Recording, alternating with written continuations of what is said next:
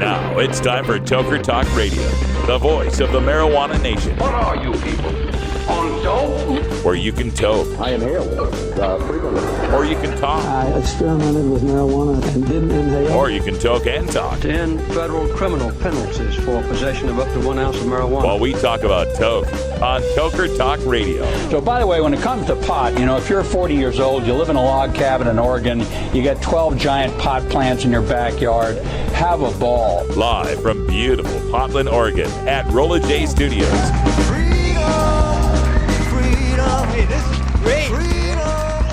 Just not cannabis. Plus your calls live at 971-533-7111. They're walking on their pants with their cap on backwards, listening to Enema Man and Snoopy Poop Dog. What's to keep somebody from getting all potted up on weed and then getting behind the wheel? Gateway theory doesn't work. It's a reality. Holland, is it real? Don't tease me. We're locking up people that take a couple of puffs of marijuana, and the next thing you know, they got 10 years. And now, here's your host, the guru of ganja graphics, the sultan of sativa statistics, and the worst nightmare of a reefer mad prohibitionist. A polite, perspicacious, productive pothead with a propensity for PowerPoint. Radical Russ Belville.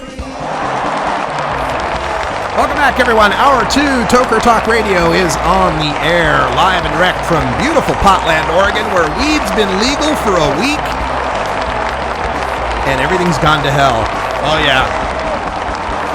Fiery wrecks on the freeways, roving bands of teenage pot zombies.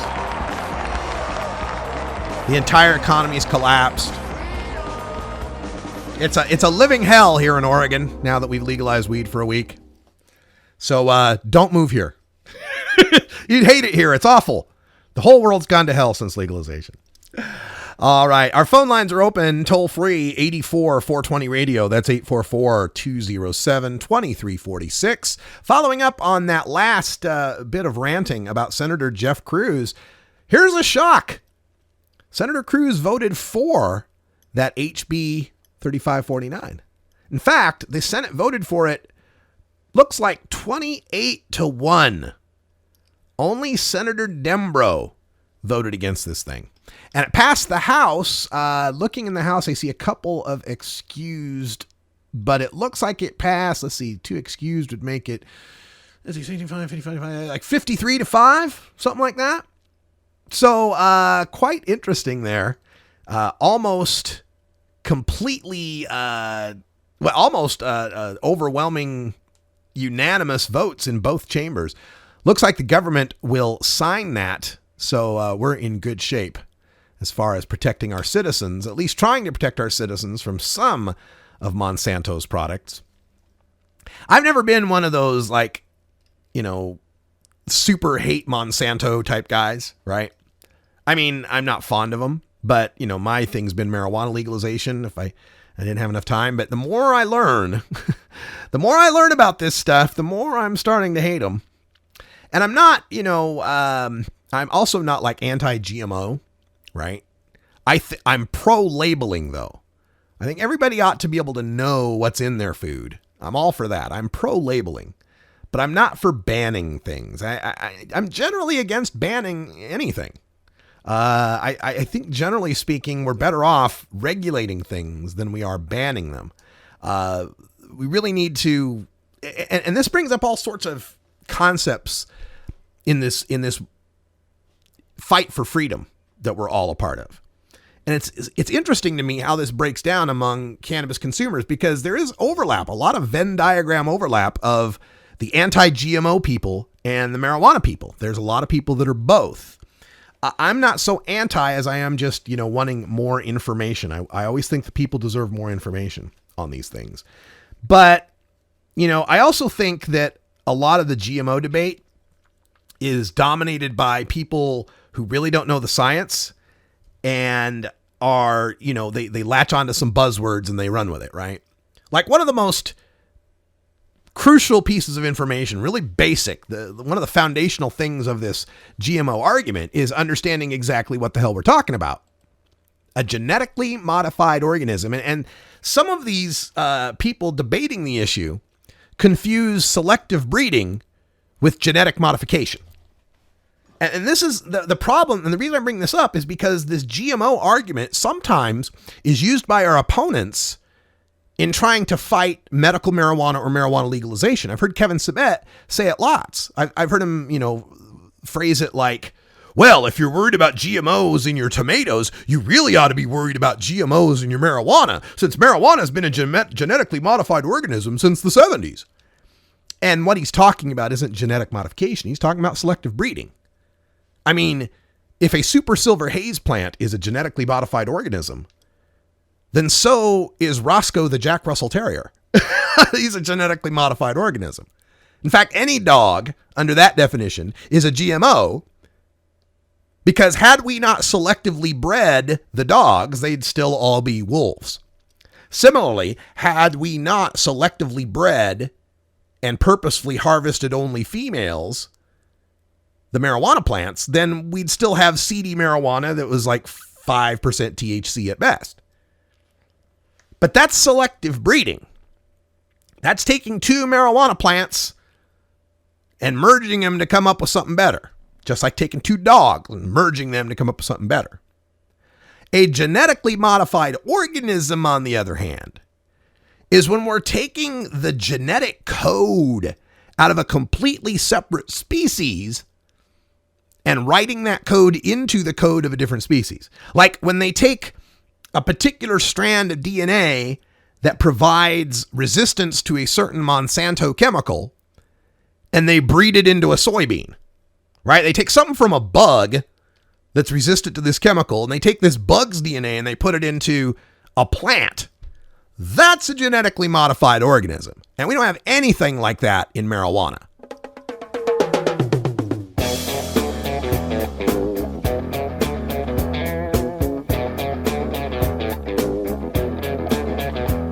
Elitist. Just like any other dishwashing, burger flipping, public school educated, self-employed, bar band, musician, National Guardsman, he's Radical Russ. All right, coming up here in hour 2, we've got our daily Toker tunes for this wonderful Tuesday. Electric Bob's got us some music from Tesla. Really? And check out his record label. It's Dusk Till Dawn Records. You can find him on SoundCloud with dashes between each of those words. So if you go to soundcloud.com/Dark Till Dawn Records, Dark-Till-Dawn-Records, you'll find Electric Bob's record label. We'll be hearing from him at 20 after. 420 Radio, your ticket to the High Times Cannabis Cups. Hey, this is Willie Nelson for Normal. And I smoke pot and I like it a lot. I learned a long time ago that marijuana is a lot safer than alcohol. There's nothing wrong with the responsible use of marijuana by adults. It's time we stopped arresting and started respecting those who smoke marijuana responsibly. To learn what you can do to help, contact Normal at NORML.org or call toll-free 888-67-NORMAL. Funky Roller Ring. Oh, yeah. What's happening, Groovy Cats? This is your Funk Master, Ceremonies Big Daddy, and I want you to join me every Thursday night at 11 Eastern, 8 Pacific, right here at the Funky Roller Ring. Oh, yeah. Your home of soul, funk, and disco, baby. Funky-licious.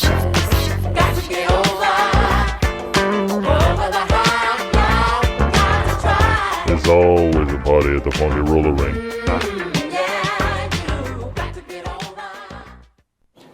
420 Radio is brought to you by Sacred Serum, who is focused on creating elegant and sophisticated cannabis solutions through its line of dispensers and vaporizers that come preloaded with the world's finest cannabis concentrate. Sacred Serum's concentrate is made on pharmaceutical-grade supercritical CO2 extraction machines that use absolutely no butane or other toxic chemicals. The Vesica, the company's innovative new way to dab and frost, is now available in dispensaries across California. Sacred Serum, elegance and sophistication concentrated. Oh my gosh! It's D-Double. Old type Swerve on production. It's street fighting time. Round one, fight! If it's me or my dad, you get a scar on your chest like Saga. Street fighting, that's what I'm bad at. My team working perfect. I come through in the beat up under. Give man a 100 slaps like the under. Give me the mic and let me ride with them, cause I spit the fire just like Thou Sim. I'm a lyrical invader, climbing to the top just like Vega. You do me, nobody can save ya. On the mic, I'm way too major. Cause I'm shocking MCs like Blanca. I got money in the bank, I'm a banker. You ain't got money in your bank, you're a wanker. I'm quick with the hooks like Bull Rock. Get the radio. Welcome back, everybody. That's DEE with Street Fighter Rhythm. It's Electric Tuesday, so you're going to hear all sorts of electronic music during our break times throughout the day. And that's the way it works every day here at 420radio.org. We replay podcasts from all around the world on marijuana policy, and then for the last 15 minutes of the hour, you'll hear selected clips as well as tunes for that day's genre. And the way that it works on Monday, you'll hear Roots Monday music. That's blues, jazz, folk, classic rock. On Tuesdays, Electric Tuesday, you will hear electronic and house and trance and that kind of experimental music. Wednesdays, Irie Wednesday, we get world music featuring reggae, Latin, and all sorts of sounds from around the world. Thursday is our Groovin' Thursday. You'll hear rap, R&B, hip-hop, funk music, soul music. And on Fridays, Rockin' Friday, you're going to hear rock, metal, outlaw country, anything that shreds. And to go with all of those music days, we also have music programs that air at 8 p.m. Pacific time. On Fridays, you get the Herb Thrasher Flower Hour, 2 hours of live music. And we've also got the Herb Thrasher podcast that we record at the top of hour 2. You can get that on iTunes as of today. Check out iTunes for the Herb Thrasher podcast. On Thursdays, we have Big Daddy Fink's Funky Roller Rink that replays Thursdays at 8 p.m., but it's also recorded live Fridays at 10 p.m. if you want to check Big Daddy out. On Wednesdays, we have the Gordon Green's Music Planet, an hour of great world music with a theme. Tuesdays, Electric Bob's Boogaloo, and Electric Bob puts together music from his Dark Till Dawn Records label and other record labels out there.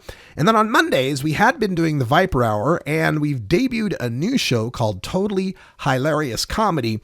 And throughout the rest of the summer, you will hear one or the other of those shows on Monday nights. All right, let's get back to the story that we've been talking about, Oregon Senator Jeff Cruz. During the break, I was able to go to followthemoney.org and look up who has been donating to Oregon Senator Jeff Cruz. Now, he used to be in the Oregon House, and now he's in the Oregon Senate. He's run twice in the Senate and 5 times in the House, won every single election. And according to the records here for the Oregon Senator, the top donor to Jeff Cruz, and he's raised over $500,000 in his career. A tenth of that, $54,900, came from health professionals, doctors and their clinics and so forth. The next greatest donor at $47,000, pharmaceuticals and health products. The next donor at $35,000, forestry and forest products. The fourth donor, hospitals and nursing homes, at $28,500. So of his top 4 donors, 3 of them come from the healthcare industry, $54,900, $35,172, and $28,585, for a total of $118,000, well over a fifth and almost a fourth of what Jeff Cruz has raised as a candidate. He's raised $575,000, has come from healthcare industries. And that's just the top 4 that I was looking up. 11, 18, 657. That's 20%.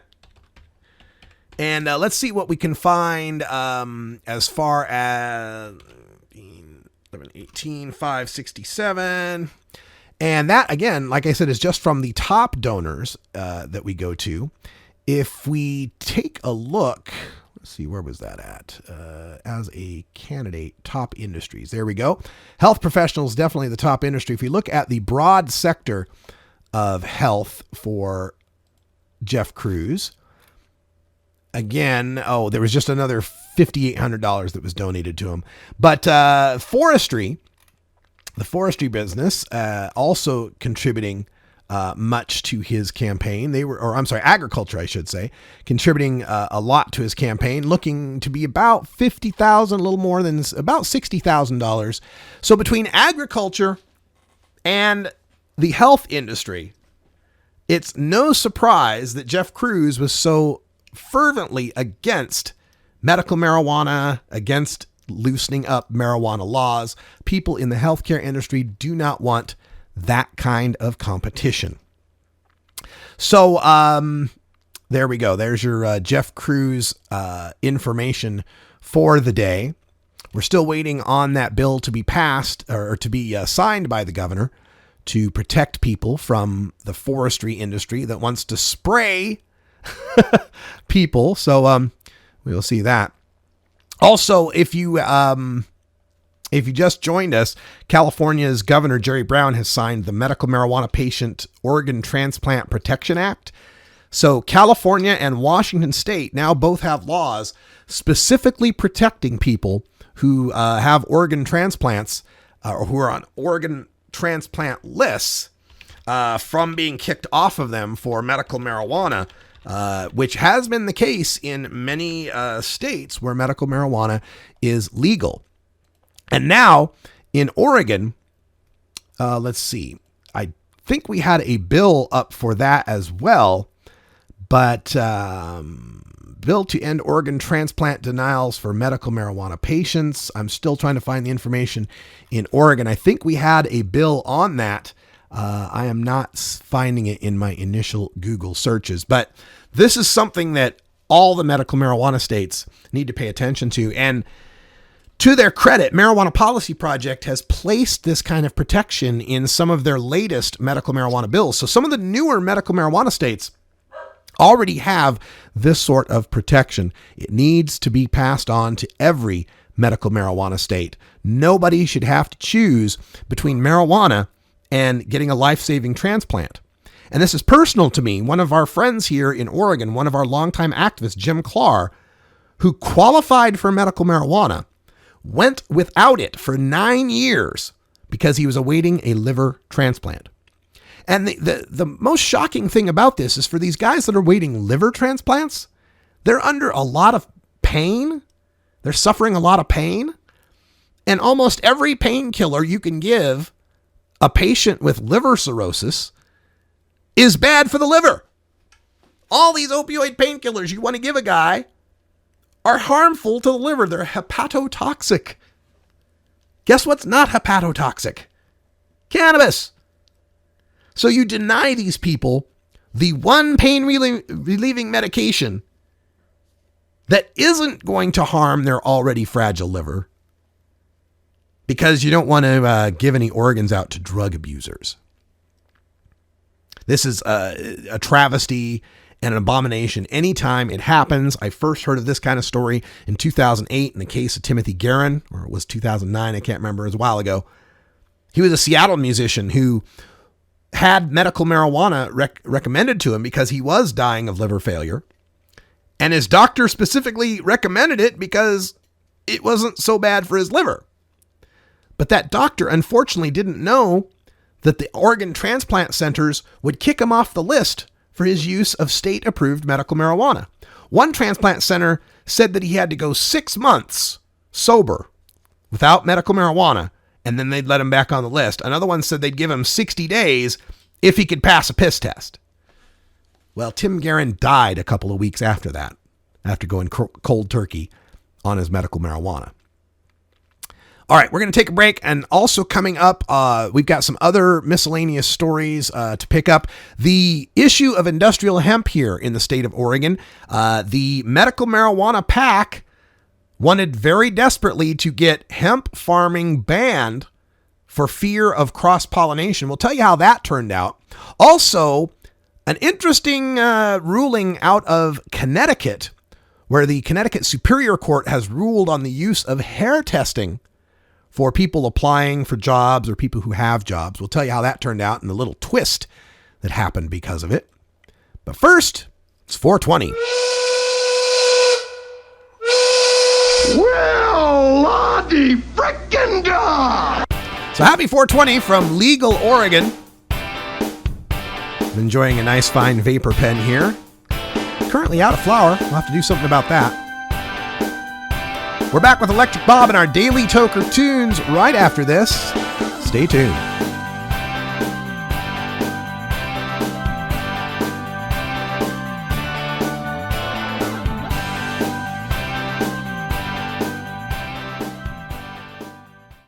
.420 Radio, turning red states and blue states green. Oregon has joined Washington and Colorado in legalizing marijuana. We're Portland NORML, the national organization for the reform of marijuana laws chapter in Portland, Oregon. Join us as we celebrate the launch of an exciting new era in marijuana freedom in Oregon. Our job has just begun. Powerful interests want to white out the most important portions of Oregon's legalization law.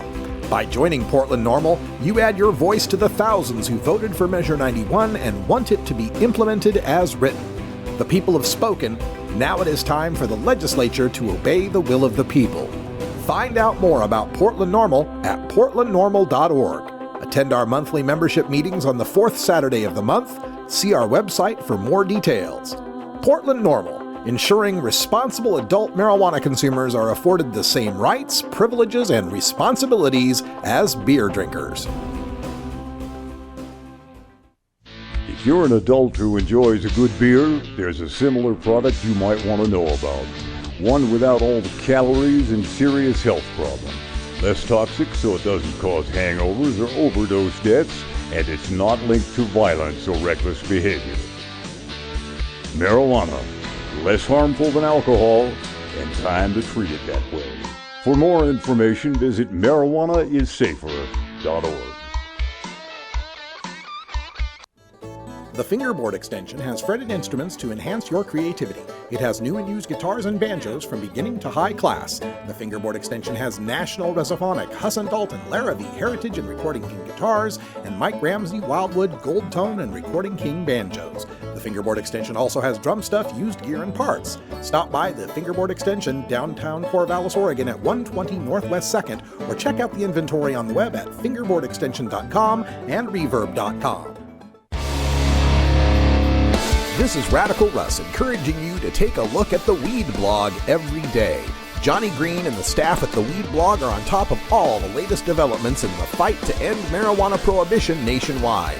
You can even get the Weed Blog on your smartphone by installing the Weed Blog app for iPhone and Android. If it's about weed, it's on the Weed Blog, including my original writing. So don't delay, read the Weed Blog today.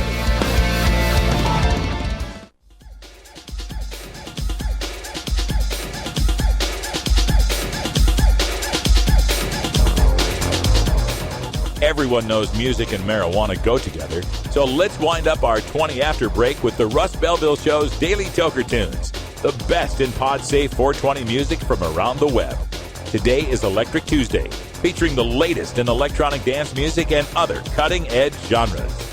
Now, sit back and enjoy your Daily Toker Tune. All right, welcome back, everybody, here in Portland, Oregon. We're just overcoming our heat wave. Oh, my God, the temperatures were all the way in the 90s.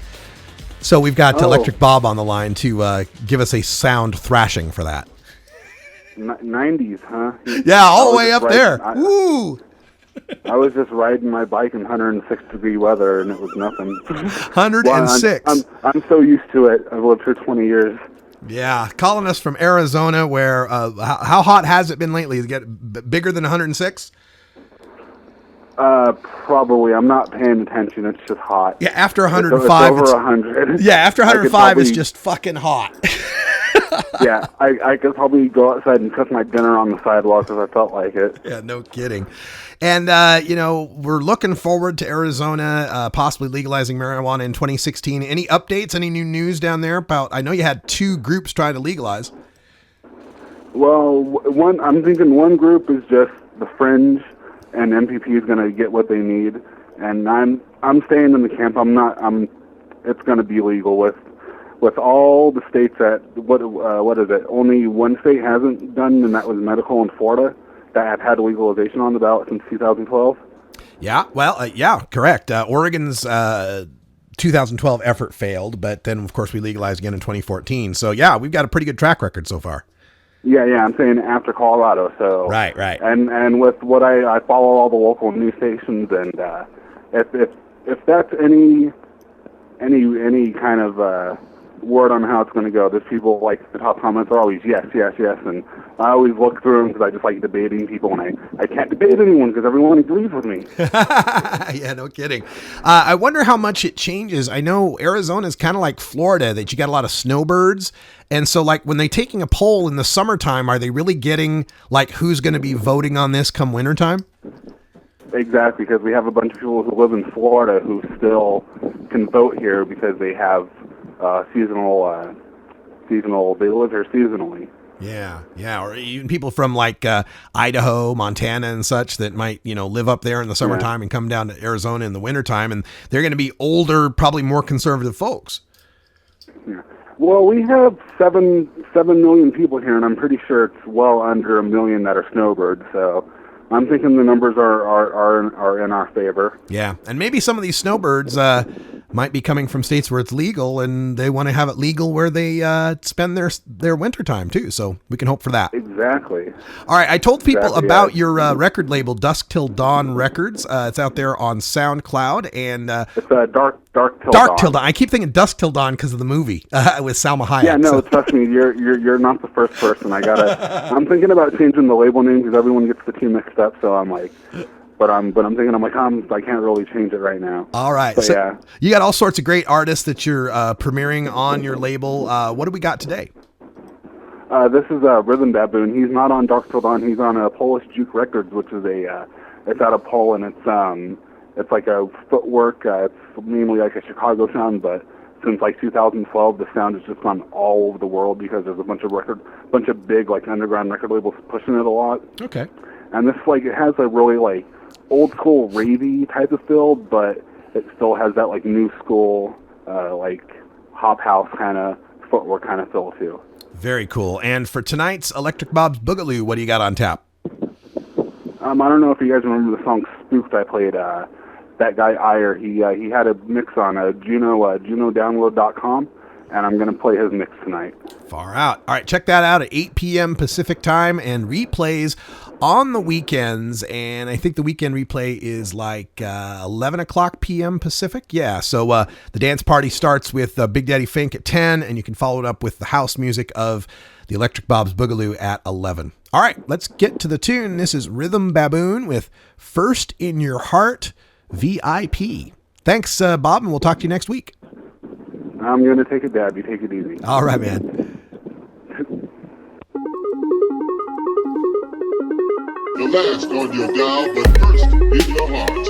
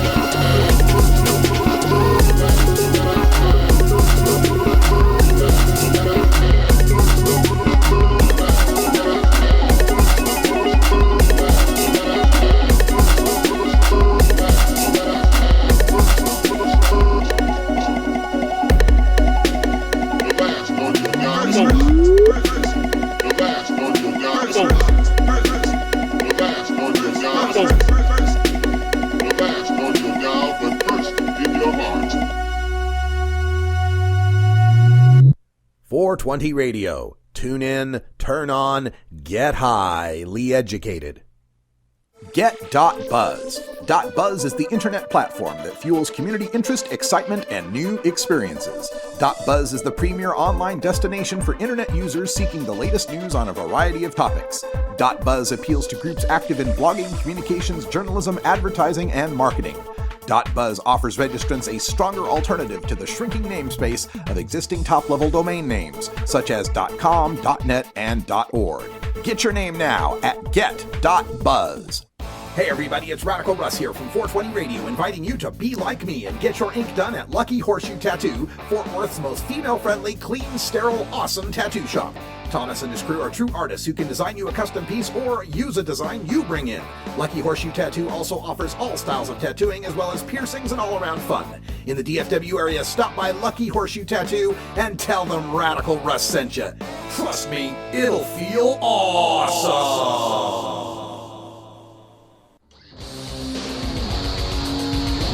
Hey, I'm Herb Thrasher, host of the Herb Thrasher Flower Hour, live every Friday night at 8 Pacific.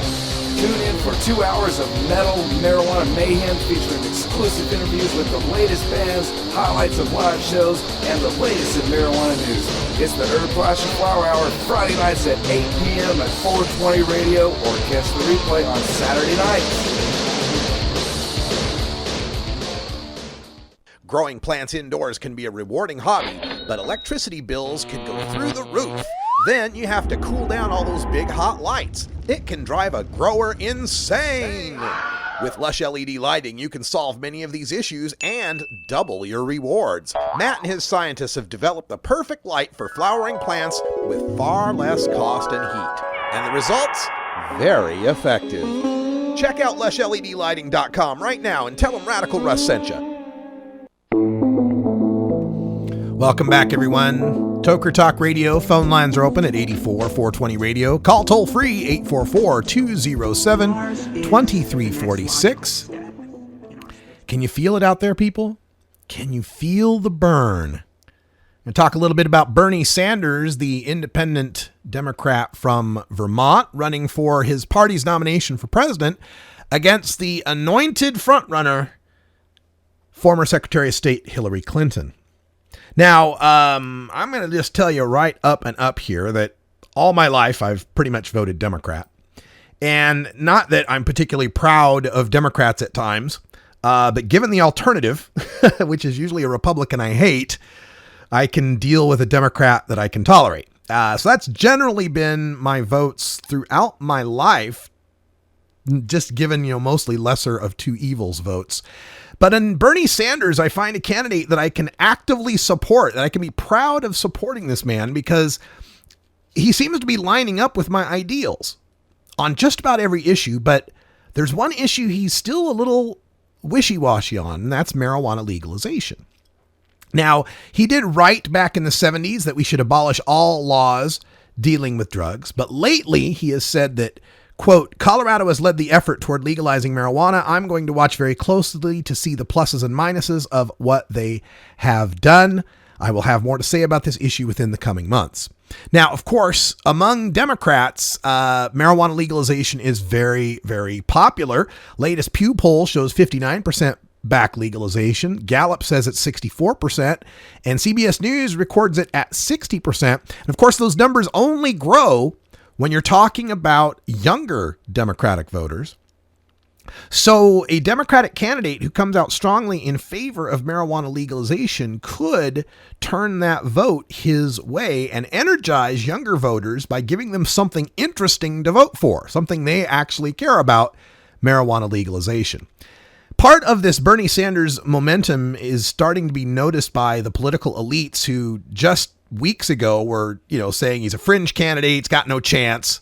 Meanwhile, they give Donald Trump, all the coverage in the world, even though he's one of how many candidates now on the Republican side? 14, 15 candidates out there. They all seem to get treated like, smart, important people. But Bernie Sanders is apparently, according to the media, too liberal, too progressive. He calls himself a democratic socialist. Oh my God, he can never win. But they're starting to take notice now that in New Hampshire, he is closing in on Hillary Clinton in the polls. She opened with a 38-point lead against Sanders. That has dropped to just 8 points in New Hampshire. And in Iowa, he is starting to gain as well. And as you know from U.S. politics, Iowa and New Hampshire are the first two places to vote for president. Should Sanders do well in those two states, who knows what could happen with his candidacy. The other thing people are starting to notice is people want to listen to Bernie. He's drawing crowds of 5,000 to 10,000 people. The photographs are just amazing, showing all these people sitting there wanting to see Bernie Sanders and to listen to his policies and ideas for America, compared to Hillary Clinton holding closed session little town hall chats and closed little talks with hand-selected people. Now, Bernie Sanders has raised $15 million in the same time that Hillary Clinton has raised $45 million, but Hillary Clinton's getting all that from the big money donors, the typical Democratic elite sources, whereas Bernie Sanders is collecting his in less than $100 increments from thousands and thousands of people. Now, if this script sounds familiar, you may recall in 2008 that Hillary Clinton was the anointed frontrunner, the guaranteed Democratic nominee with the huge Democratic establishment machine behind her, who was going to raise millions and millions and millions of dollars.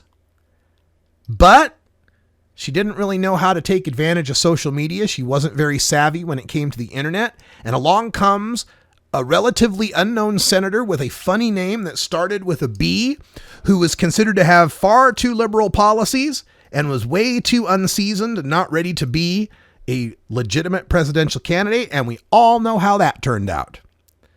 The candidate with a funny name that started with a B ended up unseating Hillary Clinton and winning the Democratic nomination. Could lightning strike twice in Hillary Clinton's life and twice deny her the nomination for the Democratic Party? We have yet to see, but I like what I'm seeing out of Bernie Sanders. And just recently, I think this was today or yesterday, Monday, he was in Portland, Maine, the other Portland across the country from us, speaking to a crowd of 7,500 people who had gathered to listen to him. And he started to, and he added some remarks about marijuana legalization, kind of tucked into the speech as he was discussing youth unemployment. Let's give it a listen.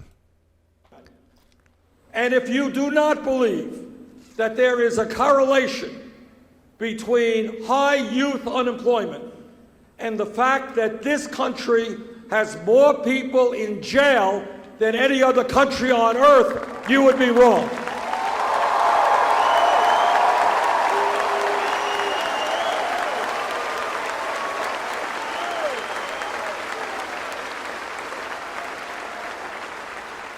Now, how does it happen that in this great nation we have more people in jail than the communist authoritarian country of China, which has over 3 times our population?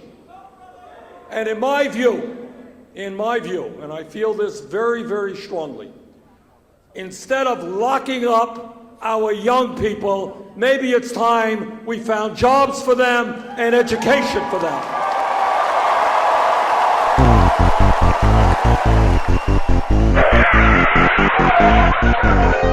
What's to keep somebody from getting all potted up on weed and then getting behind the wheel? The Russ Belville Show reminds you to never smoke and drive impaired. Hang out for a while. Share.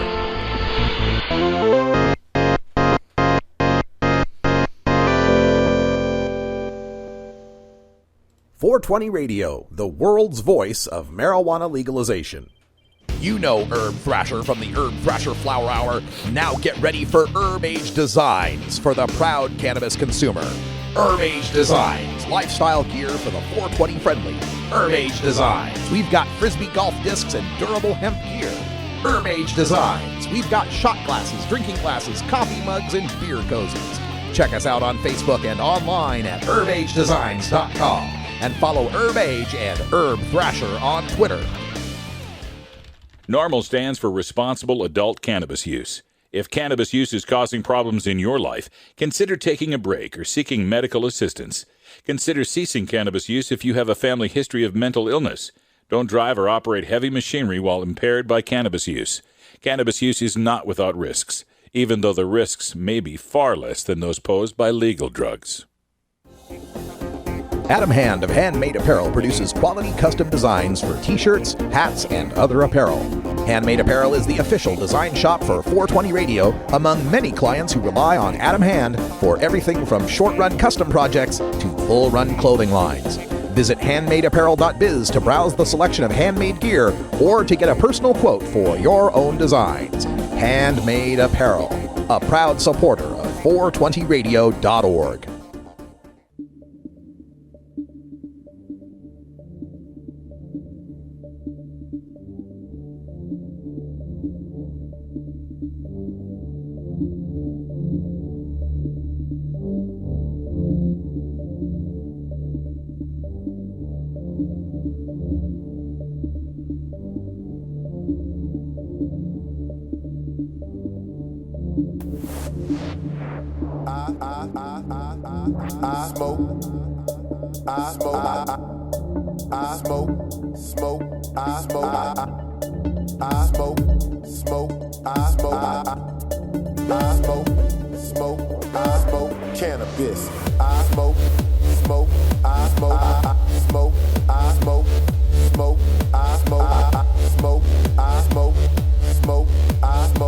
All right, music from Katie Verbiage. That's Smoke.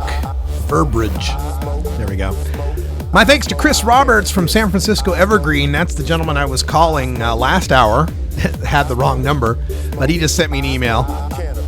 Said give us a shout anytime. So we'll have San Francisco Evergreen on the show sometime in the future. Make up for the wrong number there. So, looking at some of the other news, tomorrow on the show in our drug war data mining, I'm going to give you some information that I've just received. One of the analysis companies up there in Washington State has put together a white paper. It was forwarded to me by Paul Armentano. This is a white paper from Tetra Trak, LLC. They are an I-502 recreational marijuana business intelligence website, and they've released a white paper, Business Intelligence Report powered by Tetra Trak for Washington State I-502 processors in the recreational marijuana industry. There's some interesting data on this, but I haven't read through the whole report yet. I don't want to go off prematurely, so we'll have that on the show tomorrow. If you want to know some of the market information, and a preliminary thing that I can tell you from it is that Washington State's marijuana market is far, far more flower-centric than Colorado's.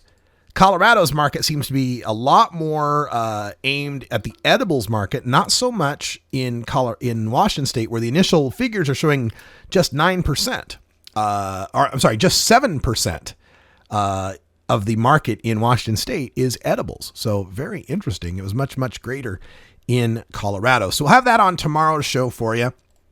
Some other news I wanted to get to. I had mentioned industrial hemp here in the state of Oregon.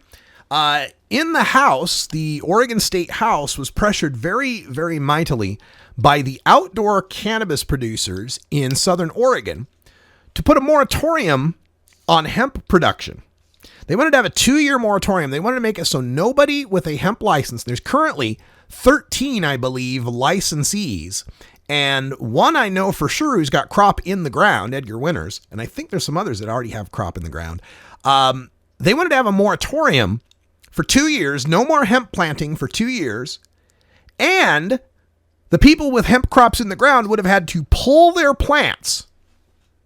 Now, they would have gotten this reimbursement from the state for that, but still, the pressure from the outdoor marijuana growers was going to force hemp to be banned in this state for 2 years.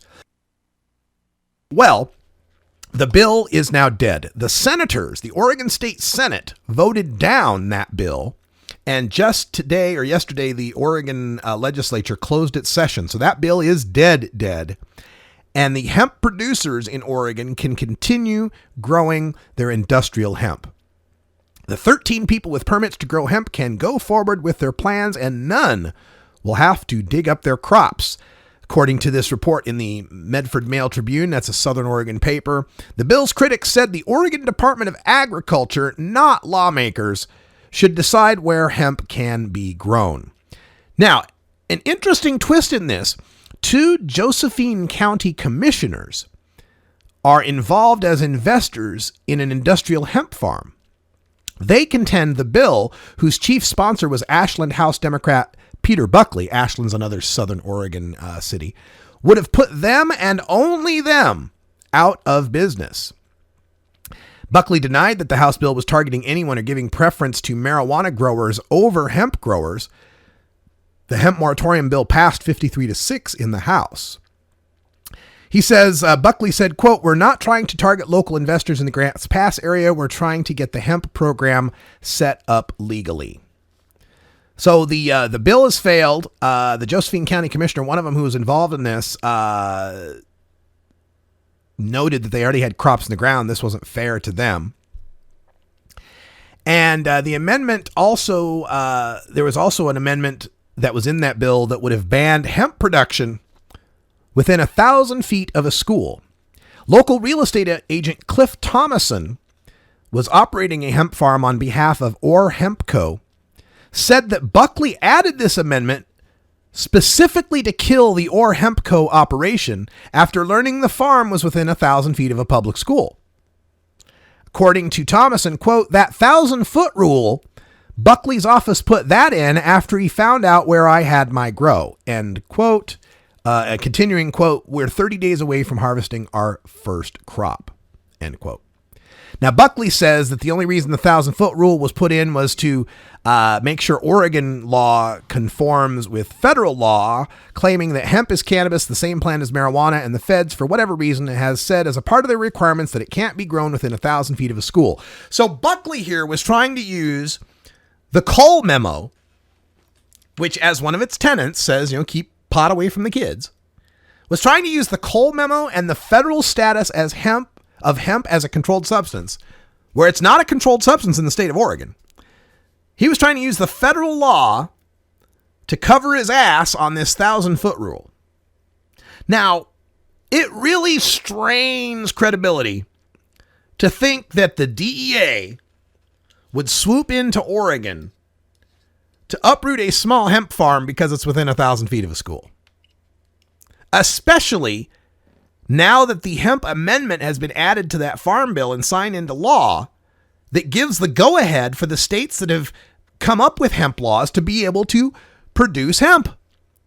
It really strains credibility, Representative Buckley, to think that you were just trying to do the federal bidding here on hemp. And it really, it boggles the mind to think why in the world would we be afraid of putting a hemp farm within 1,000 feet of a school. The kids know hemp isn't pot. They know. They're smarter than the politicians on this. And if some of the kids did sneak out to the nearby hemp field and pick some hemp and roll it up into a joint and try to smoke it, they'd have such an unpleasant experience with it, it would turn them off to marijuana until adulthood. And those hemp crops being planted around the schools would prevent anyone from trying to grow marijuana crops around the schools. It seems counterintuitive, even from their point of view, to want to restrict hemp planting from around a school. So that's the hemp story here in Oregon, and we'll get you more information on that. We'll be talking with our good friend Doug Fine for our Hemp Day Hump Day tomorrow, and we'll get more information on that. Also on tomorrow's show, I'll be bringing you highlights of my presentation at the Marijuana in Oregon Business Conference that's taking place tomorrow at the World Trade Center. It runs from 9 to 5, but I'm presenting at like 9:20 a.m. So I'll go do my presentation and be back here in time for the show. All right, to finish things out, a couple of miscellaneous stories here. A new decision from the Connecticut Superior Court. Interesting situation here. Connecticut is one of the states among Connecticut, Iowa, Maine, Minnesota, Montana, and Vermont that restrict drug testing of current employees and makes it so that the only way you can drug test a current employee in those states is if they're actually suspected of using drugs to the detriment of their job performance, right? So no random testing in most jobs in Connecticut. I know the federal jobs wouldn't count here, but for most jobs in Connecticut, you can't just randomly test your employees for drug use. You have to suspect that they've been using drugs. Maine, Vermont, Rhode Island, Connecticut, Montana, Minnesota, Iowa, and Hawaii have adopted laws that limit the circumstances under which employers can be required to submit drug tests. Connecticut, Iowa, Maine, Minnesota, and Montana further limit drug testing only to employees holding safety-sensitive jobs. So in Connecticut, if you got a job, not only can they not randomly test you, they can only randomly test you they can only test you for cause, belief that you're actually high on the job and it's affecting your job. And they have to show that you're working in a safety-sensitive position. Until yesterday. Because the Connecticut court, the Superior Court, has ruled that those restrictions in Connecticut with respect to employee drug testing only apply to urine testing. The case comes from a man, plaintiff Ronald Schofield Jr., was ordered to undergo hair drug testing by his employer, Luero Engineering Associates. And the Connecticut law regulates urine-based drug testing, and the plaintiff sued, claiming that the statutory protections applied to him, even though he was ordered to undergo hair testing, not urine testing. The Superior Court disagreed and dismissed the case, writing, quote, "The drug testing statutes in question apply only to urinalysis testing and do not cover an employee who is subject to other forms of drug testing. While the logic of the plaintiff's position is readily understood and the seemingly irrational inconsistency which flows from the disparate protections made evident in this opinion are undeniable, the task of changing the law lies with the legislature and not with the judiciary." Amazing, right? So now these Connecticut employers are now free to impose hair testing, saliva testing, fingernail testing. I imagine they could test your shit if they wanted to, but not the urine testing. You're still protected from that. I mean, this is one of those situations where, yeah, the court made the right decision based on the letter of the law because the letter of the law says urinalysis. But that's not what that law was about. The spirit of that law was to protect employee rights, to make sure they couldn't be subjected to meritless, suspicionless witch hunts that could affect their employment. This is an employment rights issue, not an issue of which way are we testing, which way are we trying to infringe on employee rights. But unfortunately, the Connecticut court has ruled in favor of the drug testers. And I don't know if you know this, if you've been listening for a while, you do. That's why I'm here. I'm all for legalizing marijuana, but for me, legalizing marijuana is just one of the means to an end. And that end for me, when I know my job is done, when I know that my life's mission has been accomplished, is when no employee in the United States ever has to face a suspicionless drug test. Now, I understand people say, what about pilots? What about bus drivers? What about train conductors? Safety-sensitive positions.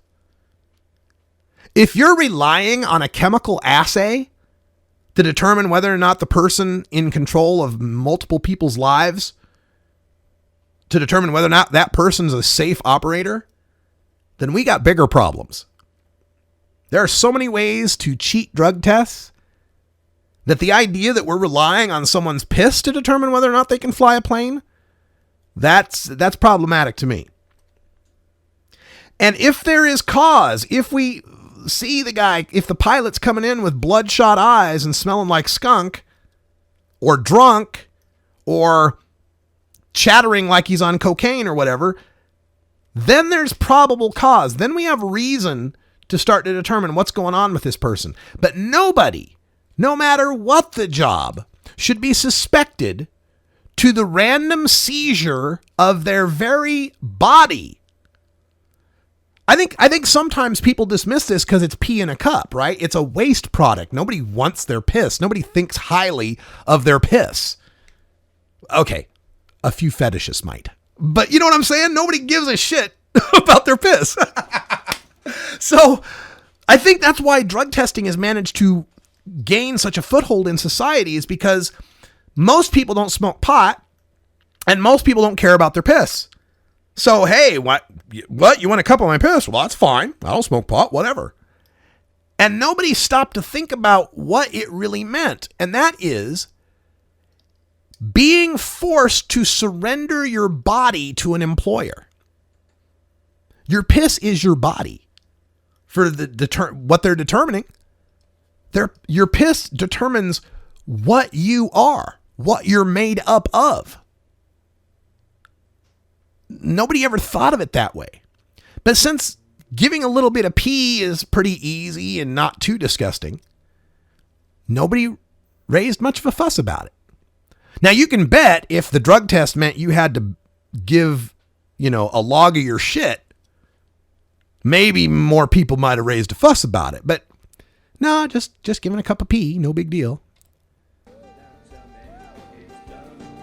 First it's a cup of pee, then it's some of your spit, then it's some of your hair, then it's some of your fingernails, then it's some of your blood, then it's your actual DNA. And the next thing you know, you're living in Gattaca. If you've not seen that movie Gattaca, Gattaca, look it up. Ethan Hawke movie, I think, was the star. Good stuff. Wow, man, time flies when you legalize. That's all the time we got for today. Thanks for joining us. Remember, pick up the Herb Thrasher podcast. It's brand new up on iTunes right now. We'll have the links to it up on the 420 radio page as soon as I can figure out why they're not working. All sorts of weird computer things going on here. For everyone here in newly legal Oregon, I'm Radical Russ. Thanks for joining us. We'll talk to you tomorrow. Until next time, take care of each other, Tokers.